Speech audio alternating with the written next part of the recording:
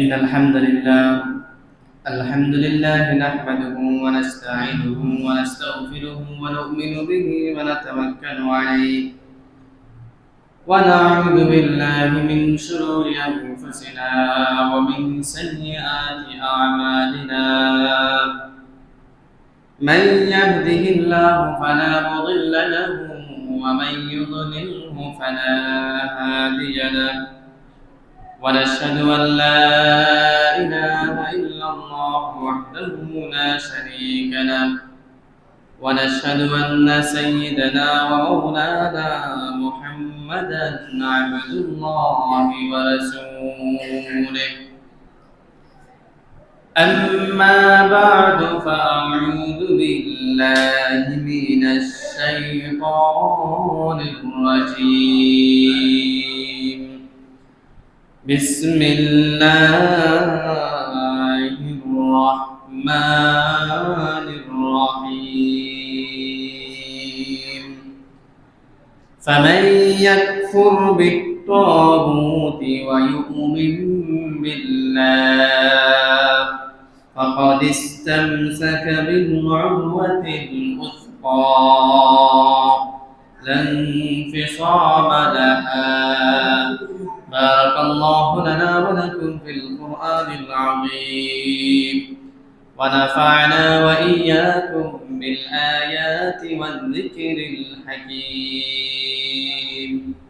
আমরা সবাই উচ্চারণ করি সাল্লাল্লাহু আলা সাইয়্যিদিনা ওয়া মাওলানা মুহাম্মদ ওয়া আলা আলিহি ওয়া আসহাবিহি ওয়া সাল্লাম صلى الله على سيدنا ومولانا محمد وعلى آله وأصحابه وسلم سبحانك لا علم لنا إلا ما علمتنا إنك أنت العليم الحكيم আলহামদুলিল্লাহ। সম্মানিত হাজির کرام, আল্লাহ রাব্বুল আলামিনের দরবারে অসংখ্য অগণিত শুকরিয়া জ্ঞাপন করছি, যিনি আমাদেরকে সুস্থতার সহিত সমস্ত দুনিয়ার ব্যস্ততা বেঁধে রেখে সালাতুল জুমা আদায়ের লক্ষ্যে মসজিদে আসার বসার তৌফিক দিয়েছেন। এজন্য আমরা সবাই অন্তঃস্থল থেকে কালিমাতুশ শুকর আদায় করি। সবাই বলি আলহামদুলিল্লাহ। লক্ষ্য করে দুরূদ ও সালাম পেশ করছি মানবতার মুক্তির দূত, সর্বকালের সর্বযুগের সর্বশ্রেষ্ঠ মহামানব বিশ্বনবী মুহাম্মদুর রাসূলুল্লাহ সাল্লাল্লাহু আলাইহি ওয়াসাল্লামের উপর। সম্মানিত হাজিরিন, আমরা জানি আল্লাহ রাব্বুল আলামিন আমাদেরকে পৃথিবীতে প্রেরণ করেছেন শুধুমাত্র তার ইবাদত করার জন্য। এই ইবাদত করতে গেলে যে সমস্ত শর্ত শারাইত আছে, যে সমস্ত নিয়ম কানুন আল্লাহ তাআলা আমাদের উপর দিয়েছেন, অর্পণ করেছেন, যে সমস্ত বিধিবিধান আমাদের জন্য ধার্য করেছেন, তার মধ্যে অন্যতম হচ্ছে ঈমান। আমরা যত ইবাদত করি, যত কর্ম করি, নেকির আমলে যত কাজ করি, সব কিছু কবুল হওয়ার জন্য শর্ত হচ্ছে আমাদেরকে প্রথমে ঈমান থাকতে হবে। এই ঈমানের অনেক শাখা আছে, প্রশাখা আছে, যেগুলো পুঙ্খানুপুঙ্খভাবে আমাদের ভিতরে ধারণ করতে হবে এবং সে অনুযায়ী আমাদেরকে তার উপর আমল করতে হবে। আজকে আমরা ঈমান সম্পর্কে, তার পরিচয় এবং গুরুত্বতা সম্পর্কে কিছু কথা আলোচনা করার চেষ্টা করব। এক নম্বর, আমরা ঈমানের পরিচয় জানি। যেহেতু আমাদের আমল কবুল হওয়ার জন্য প্রথম শর্ত হচ্ছে ঈমান। এই ঈমান যদি কোনো ব্যক্তির না থাকে, তাহলে সে যত আমলই করুক না কেন, তার জন্য দুনিয়ার সফলতা, আখিরাতের সফলতা আল্লাহ তাআলার ভাষায় তার জন্য নির্ধারিত হয়। এই পৃথিবীতে হাজারো মানুষ বসবাস করছে, তার মধ্যে কিছু সংখ্যক মানুষ মুসলমান ইমানদার আর বাকি সংখ্যক সমস্ত মানুষ কাফির অর্থাৎ বেঈমান। এই কাফির কুফফারদের মধ্যেও অনেক মানুষ হাজারো রকমের নেক কাজ করছে, ভালো কাজ করছে, মানুষকে চিকিৎসা দাতব্য ব্যবস্থা করছে, ফ্রিলি শিক্ষা ব্যবস্থা করছে, মানুষদের অভাব অনটনে সাহায্য করছে, আরো যত নেক কাজ আছে আমাদের ধর্মে কথা বলা হয়েছে, কাফির কুফফারও করে থাকে। কিন্তু এই নেক কাজগুলো আল্লাহ তাআলা প্রতিদান দিবেন না, একটাই কারণ যে তারা ঈমানের অংশীদারের ভিতরে নয়। তারা যদি ঈমানদার হতো তাহলে তাদের আমলগুলো কবুল আল্লাহ তাআলা করতেন। শুধুমাত্র সফলতা, শুধুমাত্র প্রতিদান আমাদের জন্য আল্লাহ তাআলা রেখে দিয়েছেন, কারণ আমরা ঈমানদার।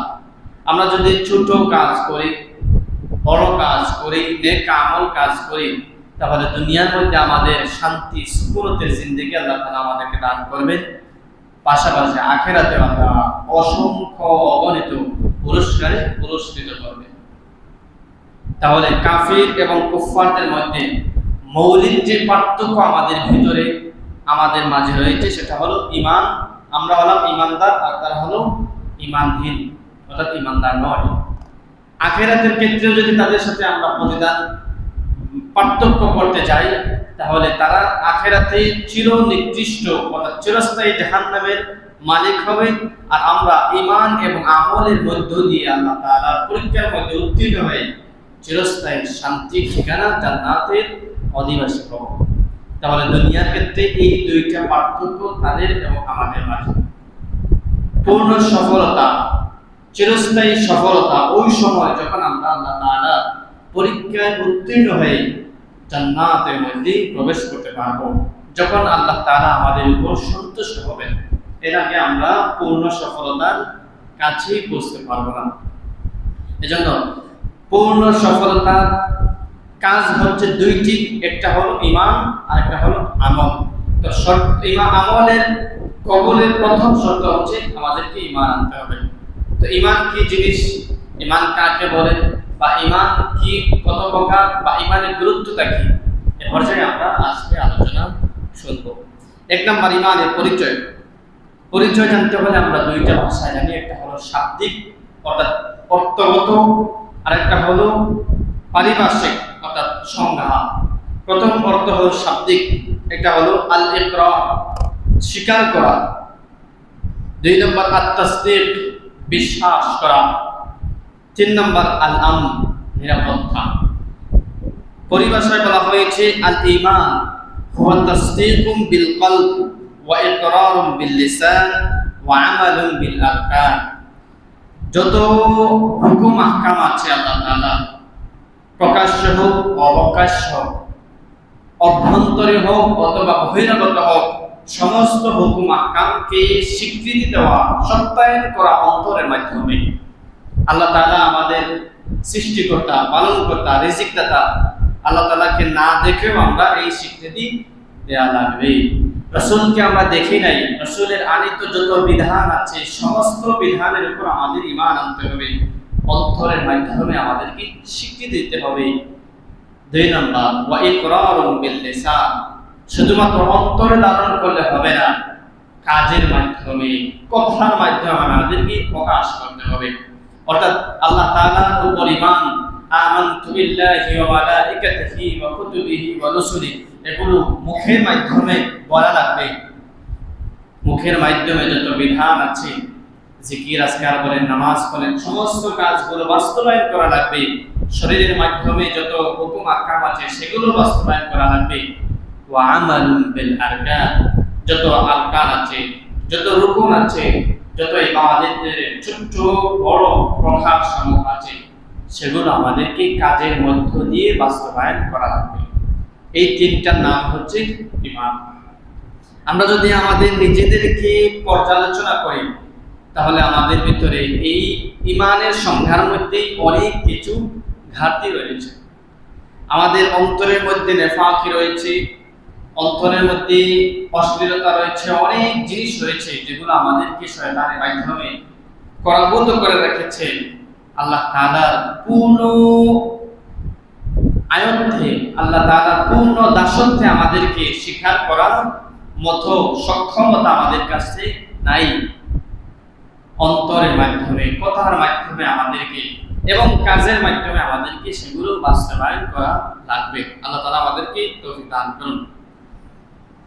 আমরা শুনলাম ঈমানের পরিচয়। এখন আসেন ঈমানের মৌলিক স্তম্ভ, যে স্তম্ভের উপর ঈমান বিষয়টি দাঁড়িয়ে আছে, যেই জিনিসটি একজন বান্দার ভিতরে অবশ্যই পাওয়া লাগবে, যে ছয়টি বিষয়ের উপর অবশ্যই কোনো মানুষ যদি ঈমানের ভিতরে দাখিল হতে হয়, এই ছয়টি বিষয়ের উপর সেই পূর্ণ কৃতজ্ঞতার সহিত, পূর্ণ স্বীকৃতির সহিত সেই স্বীকার করা লাগবে।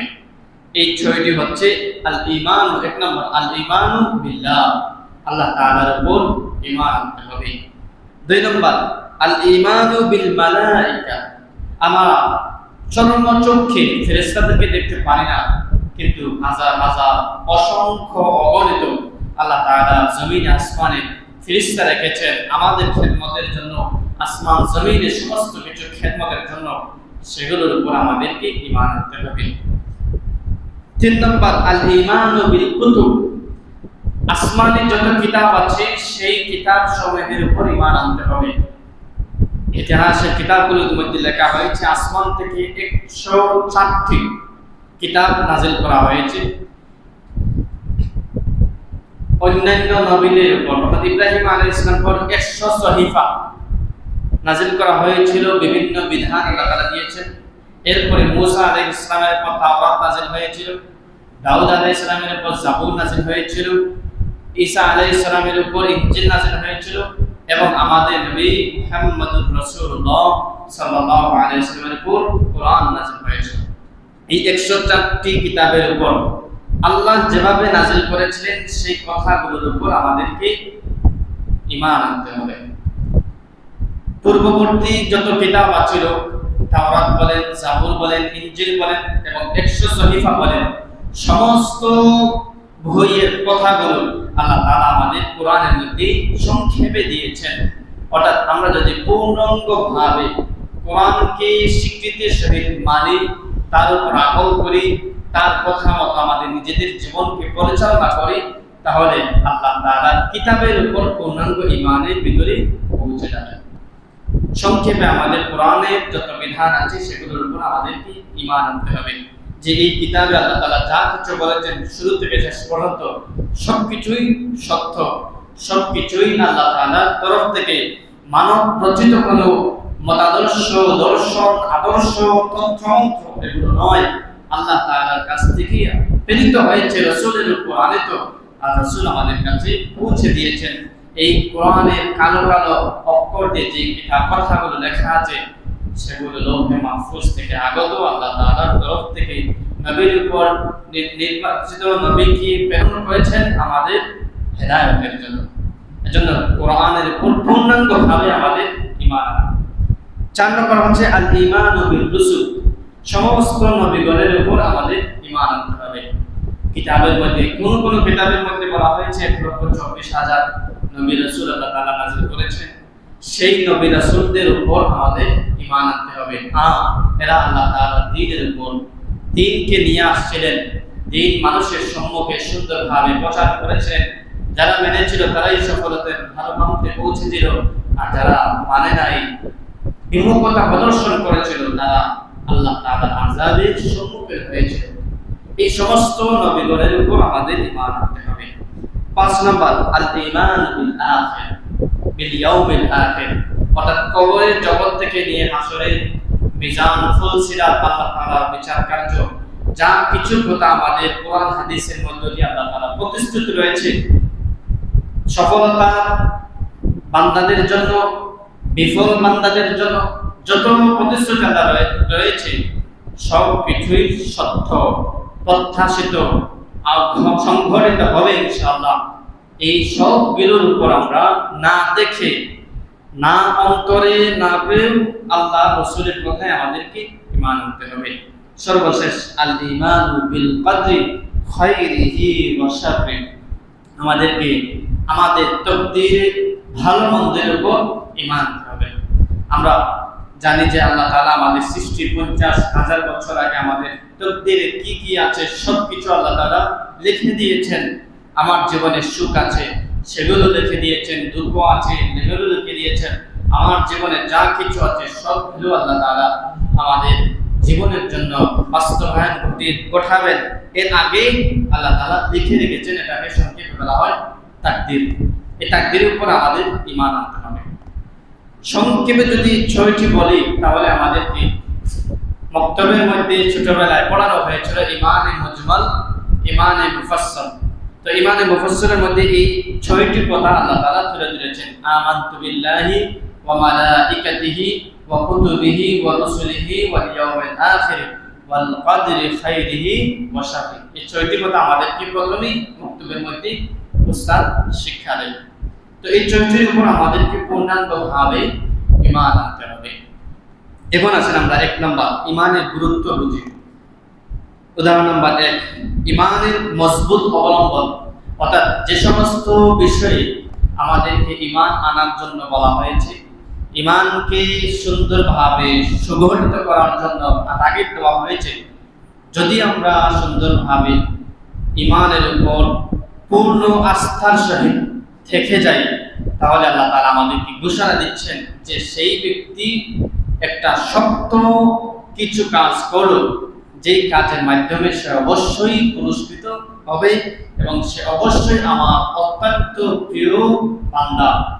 সারা দুনিয়া তাগুত, সারা দুনিয়ার সমস্ত তন্ত্রমন্ত্রকে সে লাথি মেরে আমার দ্বীনকে আঁকড়ে ধরেছে, অবশ্যই সে একটি ভালো কাজ করেছে। এই স্বীকৃতি আল্লাহ তাআলা দিয়েছেন।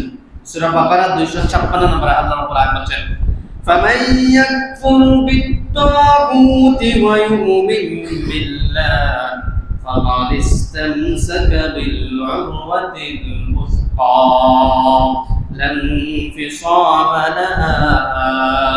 আল্লাহ রাব্বুল আলামিন বলেন, কোন ব্যক্তি যদি সে দুনিয়ার সমস্ত তাগুত অর্থাৎ শয়তানি যত রাস্তা আছে, মানব রচিত যত পন্থা আদর্শ আছে, দর্শন আছে, সমস্ত কিছু দেশে সে তিরস্কার করে বিরূপতা প্রদর্শন করে আমার উপর ঈমান আনে, আমার কিতাবের উপর ঈমান আনে এবং সমস্ত নবীদের রাস্তার উপর সে সুন্দরভাবে জীবন পরিচালনা করে, অর্থাৎ এক বাক্যে সে যদি আমাকে রব হিসাবে স্বীকৃতি দেয় এবং নবীকে আদর্শবান রাসূল হিসাবে স্বীকৃতি দেয়, তাহলে সে ফাকাদ ইসতামসাকা বিল উরওয়াতিল উসকা, সে এমন একটা শক্ত আঁকড়ে ধরলো এমন কাজকে, সে কখনো কোনোদিন আল্লাহ আমার রাস্তা থেকে লাঞ্ছিত হবে না। সুবহানাল্লাহ। তাহলে ঈমানের গুরুত্বের 1 নম্বর উদাহরণে কি পেলাম? ঈমানের মজবুত অবলম্বন করা। অর্থাৎ আল্লাহ তাআলা বলছেন, সে কোনো ব্যক্তি যদি দুনিয়ার হাজারো রাস্তা ছিল, শয়তানের ব্যাখ্যা সমূহ ছিল, শাখা প্রশাখা ছিল, এই শাখা প্রশাখা এই রাস্তাগুলোকে সে ধূলিসাৎ করে, সমস্ত রাস্তাকে প্রত্যাখ্যান করে শুধুমাত্র আমার রাস্তাকে সে আঁকড়ে ধরলো, আমার রাস্তার উপর সে চললো, অবলম্বন করলো, আমার উপর ঈমান আনলো, আমার কথার উপর কাজ করলো, ফাকাদ ইসতামসাকা বিল উরওয়াতিল উসকা, সে এমন একটি কড়া আঁকড়ে ধরলো যেই কড়ার মাধ্যমে সে আমার কাছে পৌঁছে যাবে, লান ফিসামা লাহা, সে কখনোই ছুটে বা ছিটকে পড়ে যাবে না, শয়তানও তাকে আমার রাস্তা থেকে কখনোই পদচ্যুত করতে পারবে না, আমার আযাবের সম্মুখীন সে করতে পারবে না। সুবহানাল্লাহ।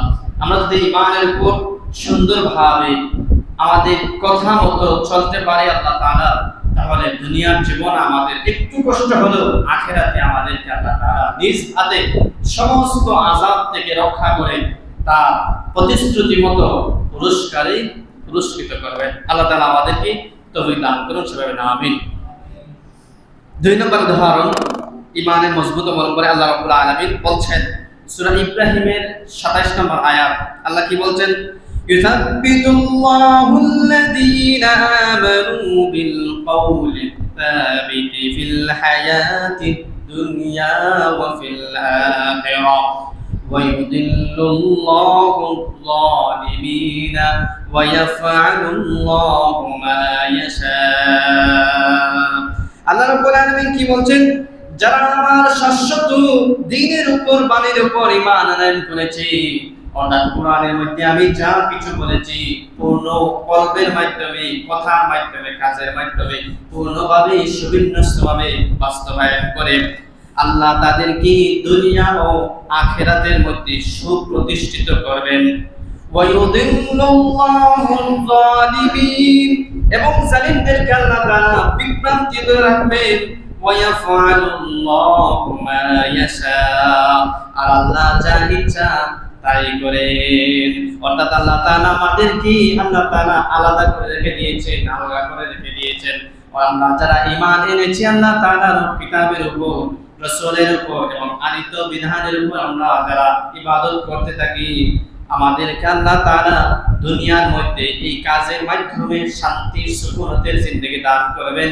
আখিরাতে আল্লাহ তাআলা আমাদেরকে তার প্রতিশ্রুতি মোতাবেক পুরস্কারে পুরস্কৃত করবেন। সুবহানাল্লাহ। তাহলে আল্লাহ তাআলা এই আয়াতের মধ্যে বলছেন যে আমরা ঈমানের উপর কথায়, কাজে, আমলের মাধ্যমে যদি আমরা বাস্তবায়ন ঘটাই, তাহলে আল্লাহ তাআলা তার কথা অনুযায়ী, তার প্রতিশ্রুতি অনুযায়ী বলছেন আমি দুনিয়ার মধ্যে শান্তির জিন্দেগি দান করব।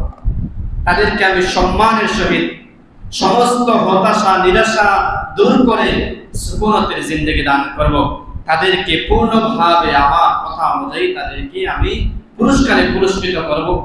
আখিরাতেও আমি দুনিয়ার যত তন্ত্রমন্ত্রে লালিত স্বপ্ন বাস্তবায়ন করার ক্ষেত্রে শয়তানের পথ যারা অবস্থাপন করেছিল, সেই সমস্ত বান্দাদের, সেই সমস্ত কুফফার, কাফির কুফফারদেরকে পদলম্বন না করে আমার রাস্তায় যারা রেখেছিল, তাদেরকে আমি আল্লাহ তাআলা জান্নাতের মেহমান বানাবো।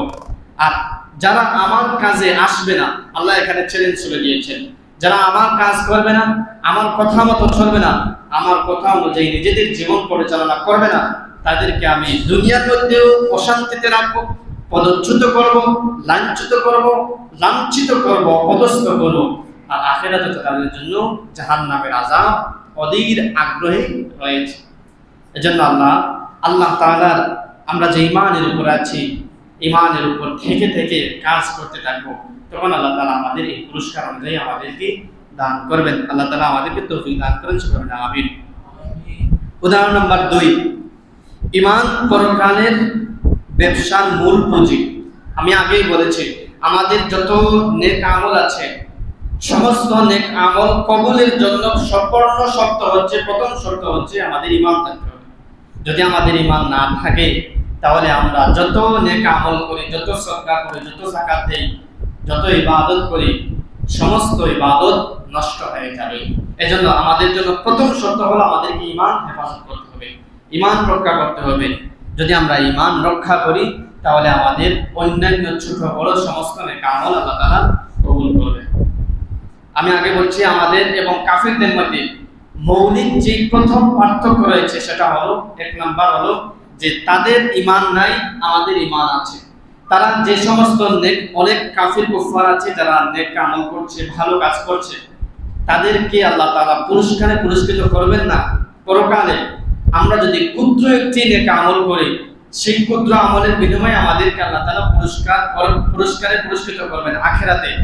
এর প্রথম শর্ত হচ্ছে আমাদেরকে ঈমান থাকতে হবে। যদি আমাদের ঈমান না থাকে আর ভালো কাজ করি, তাহলে আমরাও কাফির কুফফারদের মতো হয়ে যাব, আমাদের মান সম্মান থাকবে না। এজন্য আল্লাহ তাআলা ঈমানদারদের, বান্দাদের রেজিস্ট্রিকৃত বান্দা হওয়া লাগবে।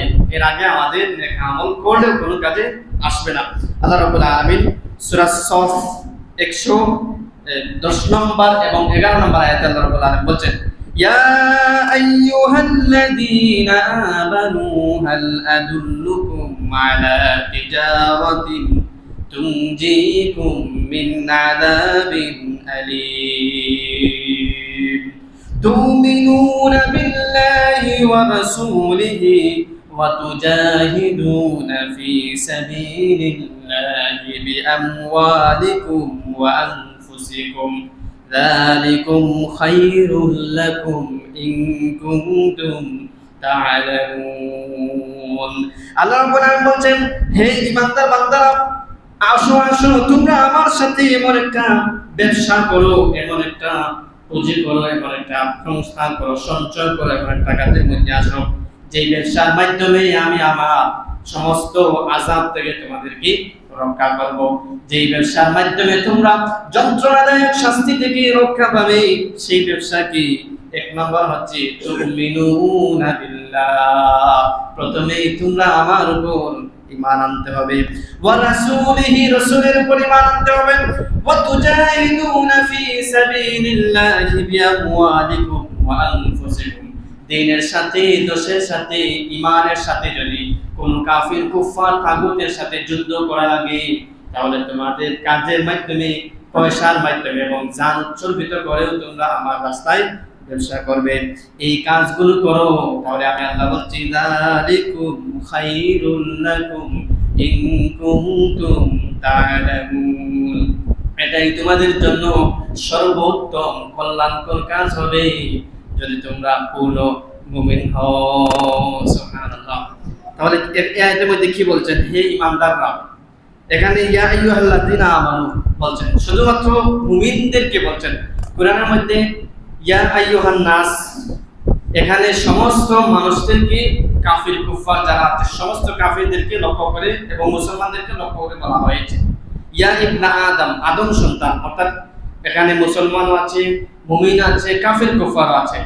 আর শুধুমাত্র যখন যেই সমস্ত আয়াতের মধ্যে ইয়া আইয়ুহাল্লাযীনা আমানু বলবেন, তখন শুধুমাত্র আমাদেরকে বলছেন, অর্থাৎ আল্লাহ তাআলা পছন্দের মকবুল রেজিস্ট্রিকৃত বান্দাদেরকে আল্লাহ তাআলা লক্ষ্য করে বলছেন। তো এই আয়াতের মধ্যে শুধুমাত্র মুমিনদেরকে লক্ষ্য করে বলছেন যে তোমরা আমার সাথে এমন একটা ব্যবসা, এমন একটা কাজ করো যে কাজের মাধ্যমে তোমাদেরকে যন্ত্রণাদায়ক শাস্তি থেকে পরিত্রাণ দিবে, তোমাদেরকে মুক্তি দিবে। কি? এক নম্বর হচ্ছে তোমরা আমার উপর ঈমান আনো, দুই নম্বর রাসূলের উপর ঈমান আনো, তিন নম্বর আমার রাস্তায়, আমার দ্বীনের জন্য, দ্বীন ইসলাম প্রতিষ্ঠার জন্য তোমাদের কাজের মাধ্যমে, তোমাদের টাকার মাধ্যমে, তোমাদের প্রাণের মাধ্যমে উৎসর্গ করে হলো আমার দ্বীনকে প্রতিষ্ঠা করার জন্য তোমরা জিহাদ করতে থাকো। এই তিনটা যদি কাজ করো, আমি স্বীকৃতি দিচ্ছি যালিকা খায়রুল লাকুম, এটাই তোমাদের জন্য উত্তম কল্যাণকর কাজ হিসাবে বিবেচিত হবে। আল্লাহ তাআলা আমাদেরকে তৌফিক দান করেন, সুবহানাল্লাহ, আমিন। উদাহরণ নাম্বার 3, ঈমান কল্যাণ এবং সমৃদ্ধির চাবিকাঠি। পৃথিবীতে যত কল্যাণকর কাজ আছে, পৃথিবীতে যত সফলতার রাস্তা আছে, পৃথিবীতে যত শান্তির রাস্তা আছে, সবচেয়ে সর্বোত্তম, সর্বোৎকৃষ্ট শান্তির রাস্তা হচ্ছে ঈমানের পথ। একজন বান্দা যদি মুমিন হয়ে যায়, ঈমানদার হয়ে যায়, তাহলে দুনিয়ার বস্তুবাদী বলেন, জড়পদার্থবাদী বলেন, বা দুনিয়ার দৃষ্টিকোণ দিক দিয়ে নাস্তিক বা মুরতাদদের সংজ্ঞায় আপনি সফল নয়, কিন্তু আল্লাহ তাআলার চোখে আপনি একজন সফল বান্দা হিসাবে পরিচিত। দুনিয়ার সমস্ত তন্ত্রমন্ত্রবাদী মানুষরা আপনাকে তিরস্কৃত করলেও আল্লাহ তাআলা আপনাকে পুরস্কৃত করবেন। এবং আপনি যে এই ঈমানের উপর চলছেন, ঈমানের পথে নিজেকে দাবিত করছেন, নিজেকে উৎসর্গ করছেন, সেই ঈমানের পথে পরিচালিত করার জন্য আপনাকে আল্লাহ তাআলা নিজ থেকে পুরস্কার দিবেন। এবং তিনি বলছেন এটাই ঈমানের কল্যাণ এবং সমৃদ্ধির চাবিকাঠি, সেটা হলো ঈমানদার হওয়া। আল্লাহ রাব্বুল আলামিন সূরা আল-আ'রাফ 96 নম্বর আয়াতে আল্লাহ বলছেন, ওয়ালাউ আন্না আহলাল কুরা আমানু ওয়াত্তাকাউ লাফাতাহনা আলাইহিম বারাকাতিম মিনাস সামাই ওয়াল আরদ ওয়ালাকিন কাযযাবু ফাআখাযনাহুম বিমা কানু ইয়াকসিবুন। এই আয়াতটি একটা এই গ্রাম্য বিষয়ে আল্লাহ তাআলা নাযিল করেছিলেন। মুফাসসিরে কেরাম বলেছেন এই আহলাল কুরা অর্থাৎ মক্কার ওই সময় রাসূল সাল্লাল্লাহু আলাইহি ওয়াসাল্লাম যখন দাওয়াত দিচ্ছিলেন, ওই সমস্ত মানুষদেরকে আল্লাহ তাআলা লক্ষ্য করে বলছেন, যদি আন্না আহলাল কুরা, এই জনপদবাসী, আমানু, ঈমানদার হতো, ওয়াত্তাকু, এবং আমার উপর রাস্তায় চলার ক্ষেত্রে তাকওয়া অবলম্বন করত, লাফাতাহনা আলাইহিম বারাকাতিম মিনাস সামাই ওয়াল আরদ, তাহলে দুনিয়ার যত কল্যাণ আছে, সমৃদ্ধির সমস্ত চাবিকাঠি আসমান জমিন থেকে আমি আল্লাহ তাআলা উন্মুক্ত করে দিতাম, তাদের পথকে সমৃদ্ধ করে দিতাম, তাদের পথকে প্রশস্ত করে দিতাম, তাদের দুনিয়ার জিন্দেগিতে আমি শান্তি, সুসংগঠিত, সুশৃঙ্খল করে দিতাম। আর আখিরাতে তাদের জন্যই পুরস্কার রয়েছে। ওয়ালাকিন কাযযাবু ফাআখাযনাহুম বিমা কানু ইয়াকসিবুন, কিন্তু হতভাগারা তারা আমার পথ ছেড়ে শয়তানের পথকে অবলম্বন করছে, শয়তানের পথকে তারা অনুসারী হচ্ছে, তারা তো অবশ্যই তাদের কৃতকর্মের জন্য একদিন আফসোস করবে, তাদের কৃতকর্মের জন্য তারা আমার কাছে তিরস্কৃত হবে, নিকৃষ্ট হবে, জালিম হিসাবে বিবেচিত হবে, আখিরাতে চিরস্থায়ী জাহান্নামের মালিক হয়ে যাবে। তাহলে এই আয়াতের মধ্যে আল্লাহ রাব্বুল আলামিন দুই শ্রেণীর দুই ক্যাটাগরির কথা বলছেন। প্রথম ক্যাটাগরি বলছেন যারা যদি ঈমান আনতো, তাকওয়া অবলম্বন করত, তাহলে আমি দুনিয়ার যত বারাকা আছে, যত কল্যাণ আছে, যত প্রশস্ততা আছে, শান্তির যত পথ আছিল, কল্যাণের যত পথ ছিল, সমস্ত পথ আমি আর তাদের জন্য উন্মুক্ত করে দিতাম, আর আখিরাতে তাদের জন্য আমি আমার পুরস্কার অনুযায়ী জান্নাত হিসাবে তাদের জন্য ধার্য করে রেখে দিতাম। কিন্তু ওই জনপদবাসী আমার পথ, আমার কথা, আমার আনিত বিধানের উপর ঈমান না এনে তারা কাফিরের উপর, তারা শয়তানের অনুসারী হয়েছে, তারা তো তাদের আমলের কারণে তারা আফসোস করতে থাকবে। তাহলে কি আল্লাহ চান সমস্ত মানুষ তার বিধিবিধান মোতাবেক চলে, পুরস্কারে পুরস্কৃত হয়ে যান। আল্লাহ তাআলা চান না যে তারা আমার আযাবের সম্মুখীন হোক। এজন্য আল্লাহ তাআলা সমস্ত মানুষদের ব্যাপারে আল্লাহ নিজে আফসোস করছেন, আর হতভাগাদের জন্য আল্লাহ তাআলা নিজেও আফসোস করছেন। এজন্য আমরা প্রথম ক্যাটাগরি মানুষের ক্যাটাগরি গুণে গুণান্বিত যদি হয়ে যাই, তাহলে আল্লাহ তাআলা আমাদেরকে অবশ্যই আমাদের জন্য সমস্ত কল্যাণের চাবিকাঠি আল্লাহ তাআলা উন্মুক্ত করে দিবেন, আর কাফির কুফফারদের জন্য আল্লাহ তাআলা রেখে দিয়েছেন চিরস্থায়ী। এখন আমাদের আল্লাহ তাআলা বিবেক দিয়েছেন, আমাদের আকল দিয়েছেন, আমরা যদি এই সময়গুলোতে নিজেদেরকে উৎসর্গ করি ঈমানের জন্য, আমলের জন্য, তাহলে আমরা আল্লাহ তাআলার ভাষায় আমরাই সফল এবং কল্যাণের চাবিকাঠির অন্তর্ভুক্ত হয়ে যাব। আর যদি আমরা হতভাগা হই, তাহলে আল্লাহ তাআলার চোখে আমরা চির নিকৃষ্ট। সারা দুনিয়া যদি আমরা হাতে পেয়ে যাই আর ঈমানের চাবিকাঠিটি আমরা হাতে নিতে না পারি, তাহলে আল্লাহর চোখে আমরা হতভাগা। আর যদি সারা দুনিয়াও আমার হাত ছাড়া হয়ে যায়, এদিকে যদি আমার ঈমানের চাবিকাঠি হাতে রেখে যায়, তাহলে আমরা আল্লাহর ভাষায় আমরাই সৌভাগ্যশালী। এজন্য এই সমস্ত কাজ করার ক্ষেত্রে আমাদেরকে ঈমান আগে রাখতে হবে। আল্লাহ তাআলা আমাদেরকে তৌফিক দান করুন, সকলে আমিন। এরপরে 4 নম্বর উদাহরণ, ঈমান শাস্তি থেকে বাঁচার উপায়। প্রথমে বলেছে আমাদের আমল গ্রহণের জন্য আমাদেরকে ঈমান আনতে হবে। এই ঈমান আনলে আমাদের ঈমান এর কারণে আল্লাহ তাআলা আমাদের আমল গ্রহণ করবেন, আর আমল গ্রহণ করলে আমরা সওয়াবের ভাগীদার হব, আর এই সওয়াবের মাধ্যমে আমাদেরকে আল্লাহ তাআলা জান্নাতে দিবেন। যদি এই প্রথমেই আমরা ঈমান না আনি, তাহলে আমাদের নেক আমলগুলো কবুল হবে না, আর নেক আমলগুলো কবুল না হলে আমরা সওয়াবের ভাগীদার হব না, আর সওয়াবের ভাগীদার না হলে আমরা তো জাহান্নামে যাওয়া ছাড়া আর উপায় থাকবে না। এজন্য প্রথম শর্ত হচ্ছে আমাদেরকে ঈমান আনতে হবে। যদি আমরা ঈমান আনি, তাহলে আমাদেরকে আল্লাহ তাআলা সমস্ত শাস্তি থেকে আমাদেরকে রক্ষা করবেন। আল্লাহ তাআলা সূরা নিসা 147 নম্বর আয়াতে বলেন, মা ইয়াফআলুল্লাহু বিআযাবিকুম ইন শাকারতুম ওয়া আমানতুম ওয়া কানাল্লাহু শাকিরান আলিমা। আল্লাহ তাআলা বলছেন আল্লাহর কি হলো, বা আল্লাহ কি জন্য তোমাদেরকে নিজের থেকে নিজে শাস্তি দিবেন। তোমরা যদি ইন শাকারতুম ওয়া আমানতুম, আমার সমস্ত শুকর বা কৃতজ্ঞতা অনুযায়ী তোমরা কৃতজ্ঞ হতে আর ঈমান আনতে, তাহলে আমি তো তোমাদেরকে পুরস্কারই করব। তোমরা আমার কথা না শোনার কারণেই তো তোমরা আমার আযাবের সম্মুখীন হচ্ছ।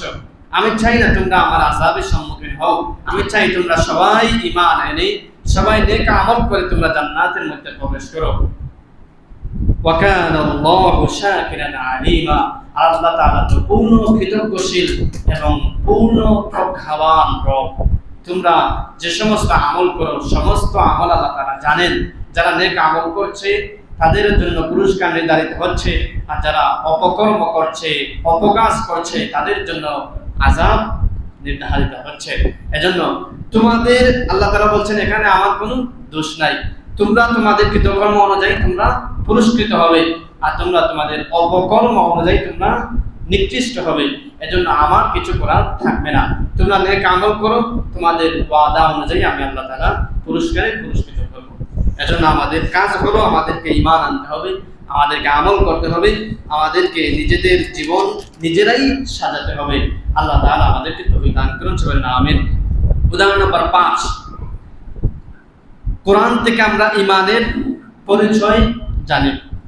আল্লাহ রাব্বুল আলামিন সূরা সূরা 52 নম্বর আয়াতে আল্লাহ তাআলা বলেন, وَكَذَلِكَ أَوْحَيْنَا إِلَيْكَ رُوحًا مِنْ أَمْرِنَا مَا كُنْتَ تَدْرِي مَا الْكِتَابُ وَلَا الْإِيمَانُ وَلَكِنْ جَعَلْنَاهُ نُورًا نَهْدِي بِهِ مَن نَّشَاءُ مِنْ عِبَادِنَا وَإِنَّكَ لَتَهْدِي إِلَى صِرَاطٍ مُسْتَقِيمٍ।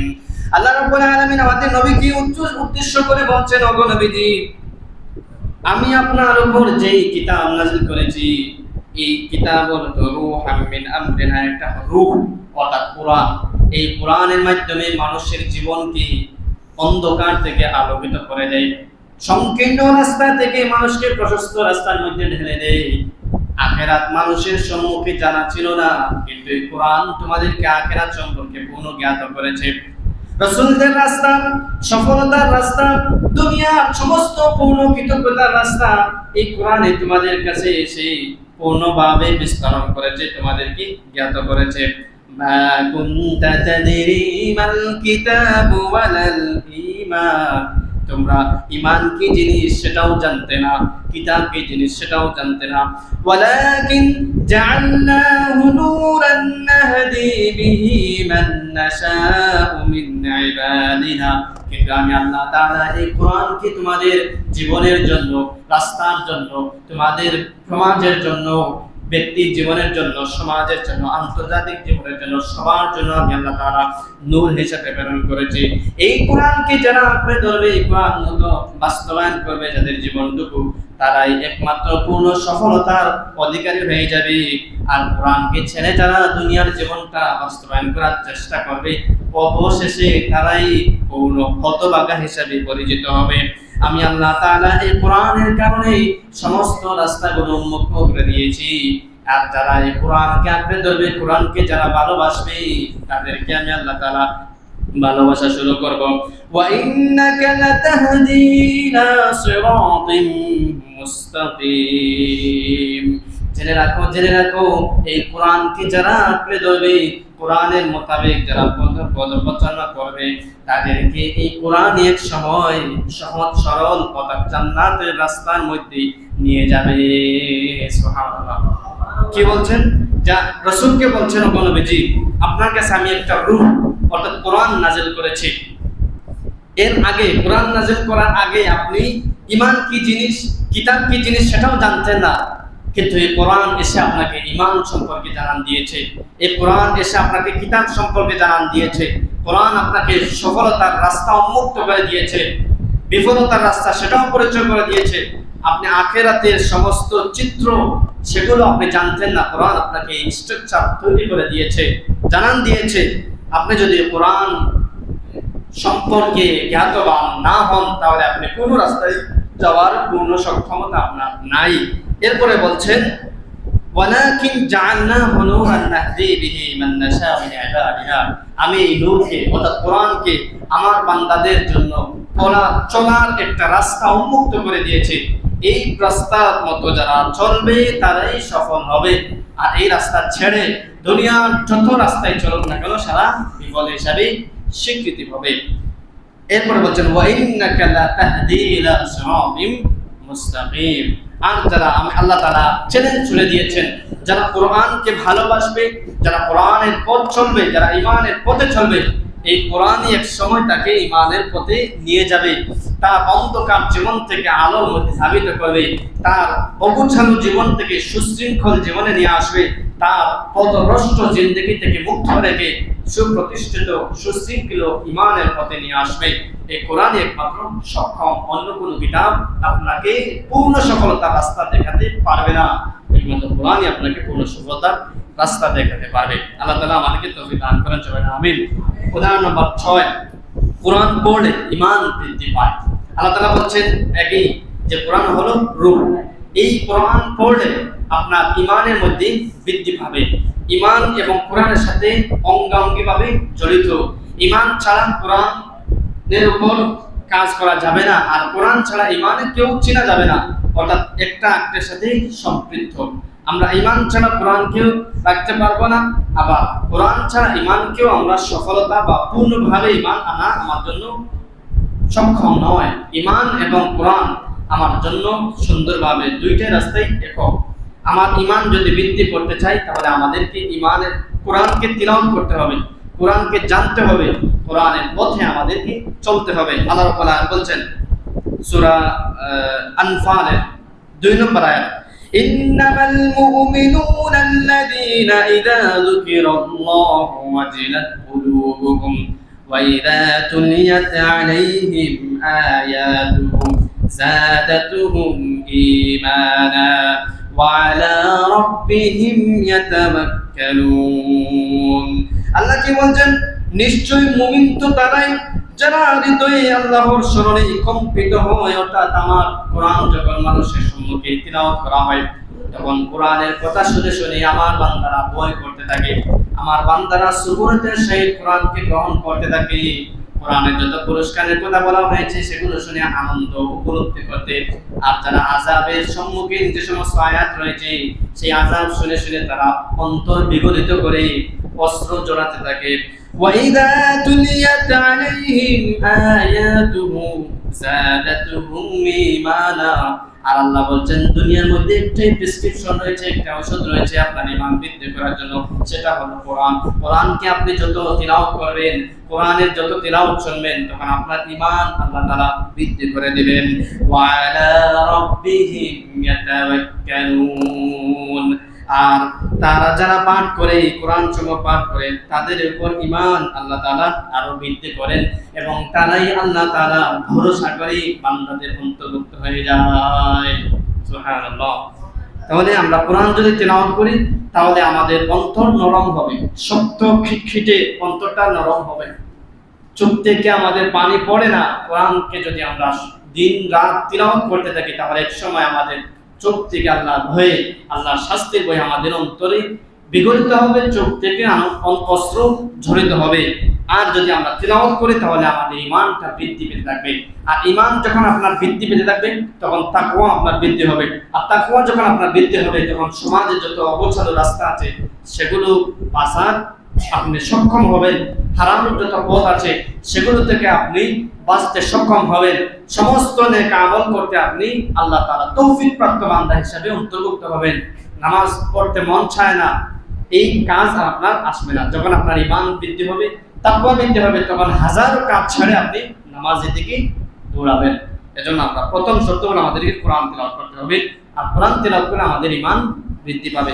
সর্বশেষ 7 নম্বর উদাহরণ কালিমায়ে তাইয়্যিবার উদাহরণ। আমরা যে কলিমা পড়ি লা ইলাহা ইল্লাল্লাহু মুহাম্মাদুর রাসূলুল্লাহ, এই কালিমা তাইয়্যিবা কি বা এই জিনিসটা কিভাবে আল্লাহ তাআলা উপমা দিয়েছেন সেটা হলো আলাম তারা কাইফা দারাবাল্লাহু মাতালান কালিমাতান কাশাজারাতিন তাইয়্যিবাতিন আসলুহা সাবিতুন ওয়া ফারউহা ফিস সামা তুতি উকুলাহা কুল্লা হিনিন বিইذনি রাব্বিহা ওয়া ইয়াদরিবুল্লাহুল আমসালা লিন-নাসি লাআল্লাহুম ইয়াতাযাক্কারুন।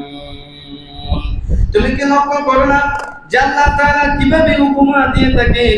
পবিত্র বাক্যের তুলনা, অর্থাৎ কোরআন অর্থাৎ কালিমার বাক্যের তুলনা আল্লাহ তাআলা উদ্দিষ্ট একটা দিকের সাথে সম্পৃক্ত করেছেন, উদাহরণ দিয়েছেন, যার মূল সুদৃঢ়, যার শাখা প্রশাখা মধ্যে বিস্তৃত, অর্থাৎ আসমানের দিকে শাখা বিস্তৃত, আর যার শিকড় হচ্ছে জমিনের মধ্যে বিস্তৃত, যা প্রত্যেক মাসুম এবং প্রতিবার ফল দান করে। অর্থাৎ আল্লাহ তাআলা কালিমার উদাহরণ দিয়েছেন যে সমস্ত দুনিয়ার রাস্তা সেটা হলো অন্যান্য একটা গাছ। এটা পরিধান দিচ্ছে। প্রথমটা হলো যে কালিমার উদাহরণ হচ্ছে একটা সুদৃঢ় সুপ্রতিষ্ঠিত একটি গাছ, অর্থাৎ বটগাছ বা অন্য কোনো একটা গাছ বলে, যেটা শিকড় হচ্ছে একবারে জমিনের নিচে, আর যা শাখা প্রশাখা হচ্ছে উপরে, যেটা সব ডালপালা বৃক্ষ তরলতা আছে। আর অন্যান্য দুনিয়াবি যত রাস্তা, সেটা হলো ধরেন গাছের শিকড় কাটা, জমিনে ফালানো, এই গাছের শিকড় কাটা আর সুজীবিত সবুজ গাছের সাথে আল্লাহ তাআলা তুলনা দিয়েছেন। অর্থাৎ দুনিয়ার মধ্যে একটাই রাস্তা, সেটা হলো কালিমার রাস্তা। এই কালিমার রাস্তায় যদি আপনি প্রতিষ্ঠিত থাকেন, পরিচালনা করেন, তাহলে আপনার জীবনটাই সুশৃঙ্খল সুশৃঙ্খল হবে। আপনাকে আর কেউ ধনক লড়াতে পারবে না, শয়তানও আপনাকে পদচ্যুত করতে পারবে না। আর অন্যান্য দুনিয়া যত রাস্তা আছে, সেটা হলো ওই কাটা শিকড় কাটা গাছের মতো, যে গাছকে মানুষ এদিক সেদিক নেড়াতে সক্ষম হয়। আপনি অন্য কোনো রাস্তায় ধরেন, আঁকড়ে ধরেন, তখন আপনার এই রাস্তা থেকে আপনাকে সে আপনাকে নাড়াতে পারবে। এজন্য কালিমার রাস্তাই হলো সুপ্রতিষ্ঠিত শেখরযুক্ত। আপনি এই রাস্তাকে অবলম্বন করবেন। আল্লাহ তাআলা আমাদেরকে কালিমার রাস্তার উপর থাকার তৌফিক দান করেন। আমি যা বলেছি আমাকে আমল করার তৌফিক দান করেন। আপনারা যা শুনেছেন আপনাদেরকে আমল করার তৌফিক দান করেন। আসসালামু আলাইকুম ওয়া রাহমাতুল্লাহি ওয়া বারাকাতুহু।